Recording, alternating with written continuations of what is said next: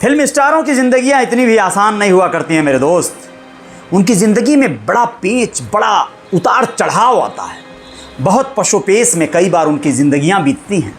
आप लोगों को आज मैं इस किस्से में बताऊंगा कि किस तरह से बॉलीवुड की वो अभिनेत्री जो 80 के दशक में बहुत लाइमलाइट में थी, और उस समय उस दौर के ऐसे तमाम अभिनेता हुआ करते थे जो कि बहुत रसूख रखते थे, उन सब के साथ वो अच्छा खासा तुकबंदी करती थी। मैं बात कर रहा हूँ जीनत अमान की। जी हाँ दोस्तों, जीनत अमान एक ऐसा चेहरा जो अमिताभ बच्चन के साथ, ऋषि कपूर, राजेश खन्ना या फिर जो भी उस समय के स्टार हुआ करते थे उनके साथ बड़ी से बड़ी फिल्में उन्होंने किया है।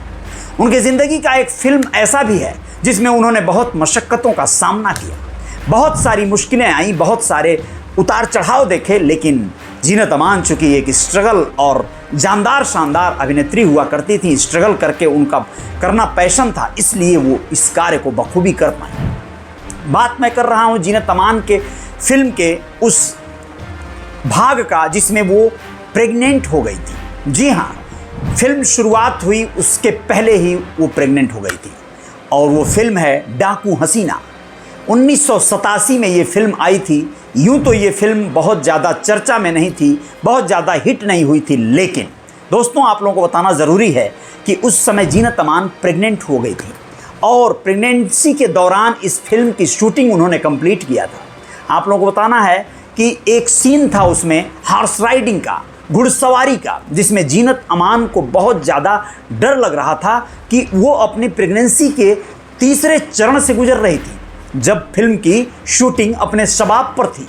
आप लोग सोचिए कि एक ऐसी महिला जो अपने बच्चे को पैदा करने की ललक और ख्वाहिश पाले बैठी हो, और उसके बेबी बम्प को छुपाने के लिए शूटिंग क्रू को काफ़ी मेहनत करनी पड़ रही हो, काफ़ी मशक्क़त करनी पड़ रही हो, ऐसे में उसके सामने ये बात, ये सीन आ जाए, कैसे किया होगा उसने। ऐसा बताती हैं जीनत अमान की वह सीन करने में उनको पसीने छूट गए थे, लेकिन क्रू और बाकी सारे टीम के मेहनत और सपोर्ट की वजह से ये सीन बखूबी हो गया था और कोई कैजुअल्टी नहीं हुई थी। आप लोगों को बता दें कि 1978 में जीनत अमान ने यूँ तो पहली शादी किया था अभिनेता उस समय के प्रोड्यूसर भी कहे जाएंगे संजय खान से। जी हाँ, संजय खान से शादी 1978 में जीनत अमान ने किया, लेकिन ये शादी ज़्यादा समय टिक न सकी। महज 1 साल ही उन्होंने इस रिश्ते में साथ रह पाए, लेकिन इसके बाद जीनत अमान काफ़ी मुश्किलों और डिप्रेशन में दौर गुजारते हुए 1985 में फाइनली अभिनेता मजहर खान से दूसरी शादी करती हैं, और उस शादी से आप लोगों को बताना ज़रूरी है कि उनके 2 बच्चे हुए, अजान और जहान। जी हाँ, ये 2 बेटे उनके हुए।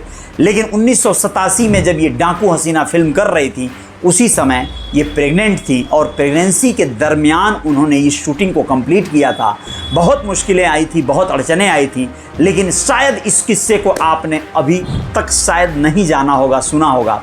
आज रियल रिपोर्टर न्यूज़ स्टार पे आपको ये बताने का अवसर मिला। जीनत अमान की ये स्टोरी जानकर आपको कैसा लगा, और कलाकारों की ज़िंदगी कितनी कठिन होती है, कितना पेचीदा होता है, कितनी मेहनत वो करते हैं, इन सब विषयों पे अगर आप लोग सोच सकते हैं, समझ सकते हैं, कमेंट बॉक्स में अपनी फीलिंग्स बताइएगा, अपने सुझाव दीजिएगा, ताकि और भी बेहतर बॉलीवुड से जुड़ी खबरें लेकर मैं अजय साहनी स्टार आप लोगों के बीच आता रहूं। जय जयकार जारी रहेगी, बने रहिएगा मेरे साथ, आएंगे कुछ और किस्सों के साथ। जय हिंद, जय भारत, शुक्रिया, धन्यवाद।